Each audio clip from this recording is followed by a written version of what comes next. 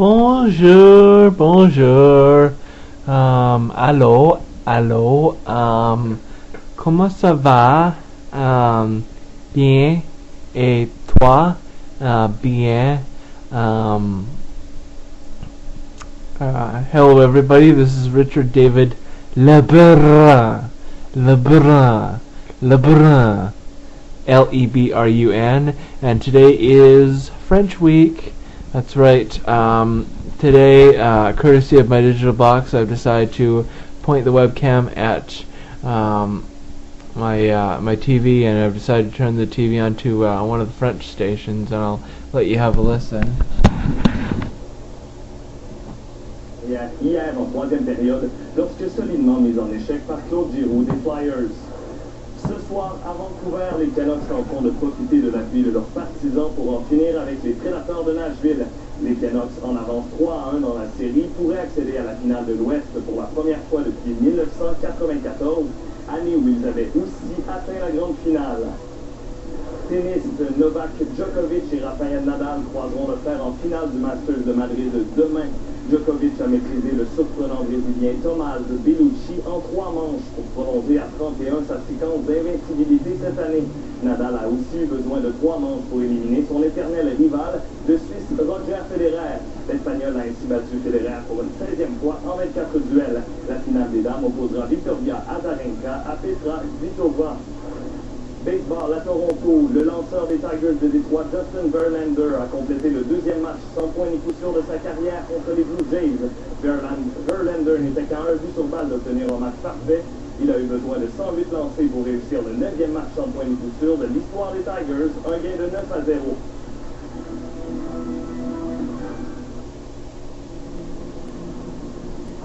Son design nous a été inspiré par le mouvement de l'archer, au moment de décocher.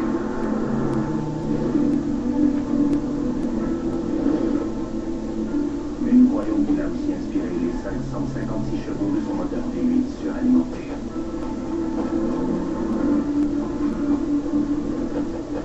Voici le coupé CPSV de Cadillac. Plus Cadillac que jamais. Bonsoir. Avec le retour du beau temps, le pire est peut-être passé pour les municipalités inondées du Québec. En Montérégie, le niveau d'eau de la rivière Richelieu a légèrement baissé pour la première fois depuis 2 semaines. Les nouvelles sont aussi encourageantes du côté de la Gaspésie, où l'eau se résorbe tranquillement. La situation se stabilise en Mauricie, mais le niveau de la rivière du Loup et de la Saint-Pierre demeure inquiétant. La Croix-Rouge a mis en place un fonds spécial pour venir en aide aux sinistrés. À Washington, le Pentagone a rendu public 5 vidéos saisies dans le repère d'Oussama Ben Laden au Pakistan. Une des vidéos montre l'ex-chef d'Al-Qaïda en train de se regarder lui-même à la télévision. Sur une autre, on le voit préparer un message destiné aux États-Unis. Ces vidéos ont été saisies lors du raid du commando américain qui a abattu Ben Laden dimanche dernier au Pakistan. Les États-Unis ont masqué la trame sonore des documents. La nouvelle députée de Berthier-Massignanger, Ruth Ellen Grosso, a donné signe de vie pour la première fois depuis les élections. Dans un entretien téléphonique à un quotidien de Trois-Rivières, Mme Grosso a dit avoir hâte d'exercer ses nouvelles fonctions. Elle admet qu'il faut améliorer son français et qu'elle a l'intention de devenir bilingue. Depuis son élection, la députée a été prise en charge par une équipe du NPD qui contrôle étroitement ses débuts sur la scène politique. Voilà, et pour plus de détails sur vos nouvelles, rendez-vous sur le site internet de Radio-Canada.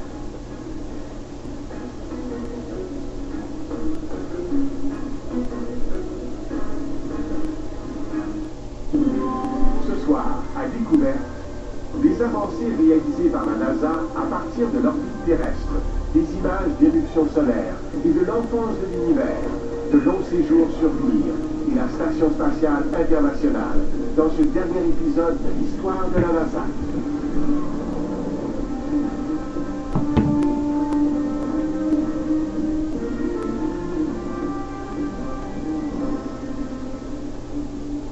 Bonsoir, bienvenue à Découverte. Après avoir conquis la Lune, la NASA s'est donné de nouveaux défis, et cette fois en banlieue de la Terre. Ça a donné lieu à des progrès remarquables en médecine de l'espace grâce au vol de longue durée, en astronomie avec le télescope spatial Hubble et en technologie, menant à la construction de la Station spatiale internationale. Des jalons essentiels qui pourraient mener à des missions vers la planète Mars. C'est l'histoire que nous vous racontons ce soir.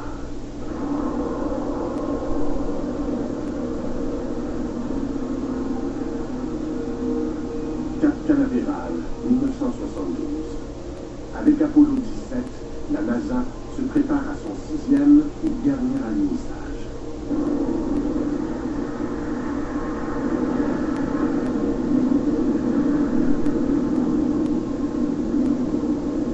Au terme d'une première décennie, la NASA est reconnue dans le monde entier. Elle a transporté les humains jusqu'à la Lune et elle les a ramenés.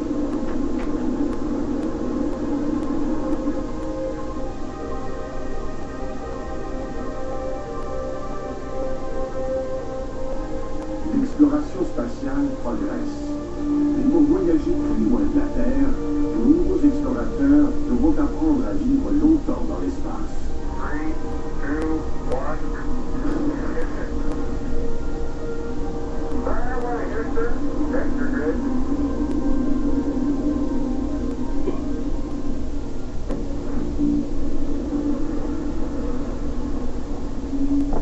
Pour expérimenter de plus longs vols spatiaux, la NASA doit mettre en orbite un lieu habitable. En quête de matériel, elle regarde d'abord dans ses propres ateliers. La NASA va adapter une section de la plus grande fusée jamais construite, celle du programme Apollo. Le vaisseau spatial va devenir un laboratoire pour les humains qui vivront en orbite. Le véhicule a été fabriqué à partir du 3e étage du système propulseur de la Saturne. Il était très grand, comme une petite maison de 300 litres.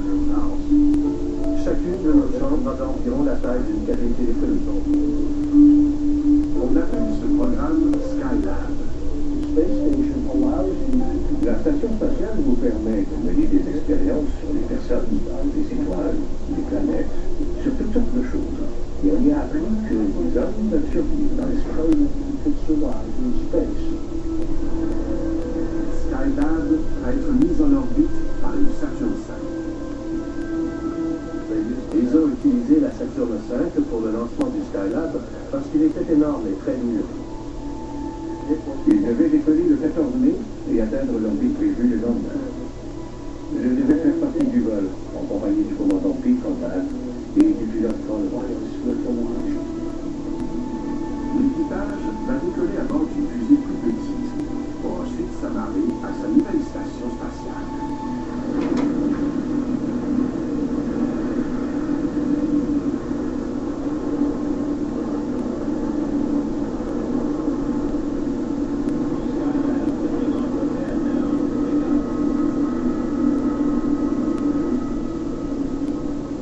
La Saturn V non habitée, qui emporte Skylab, décolle d'abord. On a regardé le lancement du Skylab, l'étoile d'un immeuble, à Cap Canaveral, et tout s'est très bien passé.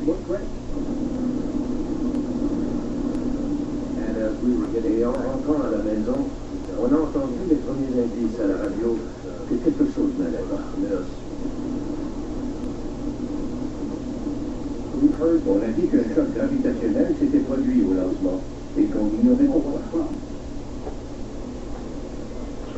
Les contrôleurs de vol, ici, à la NASA, doutent que les panneaux solaires principaux se soient déployés. Le premier panneau solaire ne produisait rien du tout. Et le deuxième indiquait une puissance très faible. Mais en plus, on décèle un problème encore plus grave à bord du Skylab inhabité. La température intérieure a commencé à grimper. Et quelqu'un en a déduit qu'il y avait probablement une déchirure du bouclier thermique. Sans ce bouclier thermique, les rayons du soleil vont rapidement transformer Skylab en fournaise.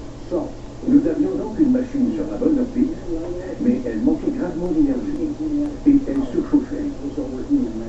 La première réaction a été « c'est une catastrophe, qu'est-ce qu'on va faire ?»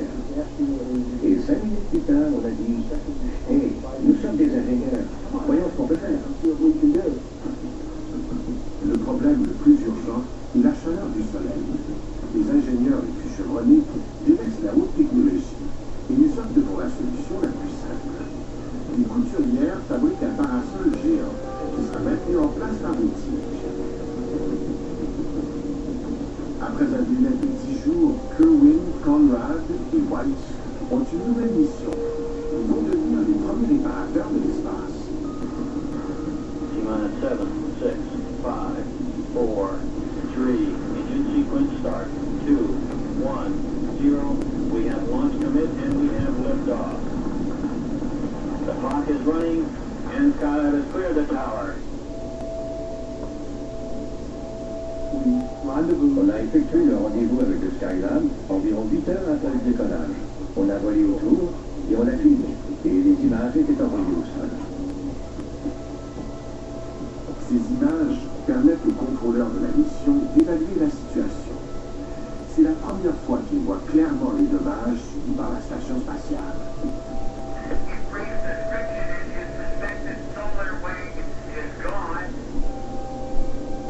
À 430 km d'altitude et en se déplaçant à plus de 27 000 km à l'heure, l'équipage doit entrer dans Skylab pour le réparer.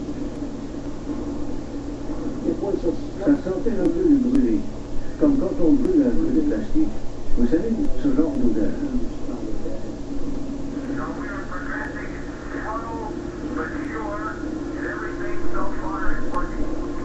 À l'intérieur du Skylab surchauffé, les astronautes se préparent à installer le parasol qui va rafraîchir la station spatiale.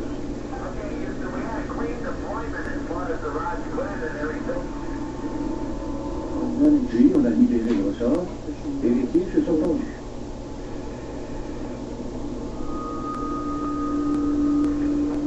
Et 3 jours plus tard, la température avait descendu à 25 degrés Celsius.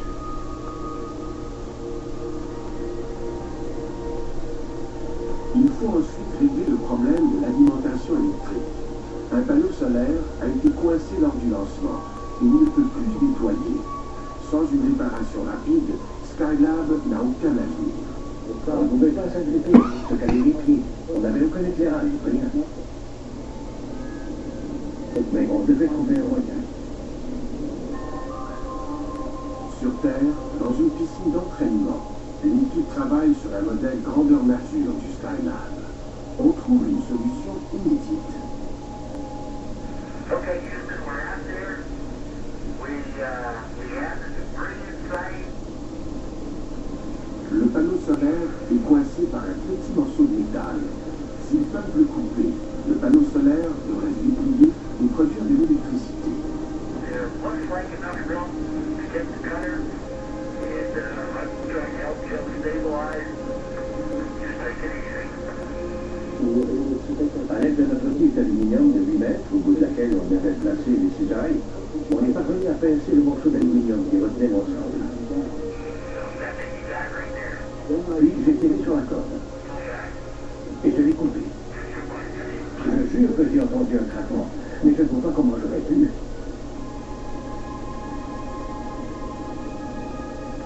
On l'a fait. On a sauvé Skylab. Et ça a été l'un des plus grands spectacles de ma vie. Le panneau s'est déployé complètement à 90 degrés. Et les panneaux solaires commençaient à sortir alors que le soleil réchauffait déjà. Tout allait bien se passer. On allait mener la mission à terme. La station spatiale est maintenant en service. Pendant les 8 mois suivants, Skylab héberge 3 équipages qui établissent des records de durée pour les astronautes qui vivent et travaillent dans l'espace. On volait d'un mur à l'autre en comptant nos culbutes entre les deux. Oh oui, on a eu beaucoup de plaisir là-haut, à flotter, à jouer à Peter-Pan, à découvrir les merveilles de la pesanteur. Les équipages de Skylab exécutent 3000 heures d'expérience scientifique en apesanteur. Ils transforment aussi notre compréhension du Soleil avec leur premier cliché des éruptions solaires. On a fourni à la communauté de la physique solaire 1000 fois plus de données que tout ce qu'elle avait recueilli avant. Skylab est la première grande étape vers l'habitation humaine de l'espace. Il est occupé en permanence pendant près de 6 mois. William Pogue, Edward Gibson et Jim O'Carr forment le dernier équipage de Skylab.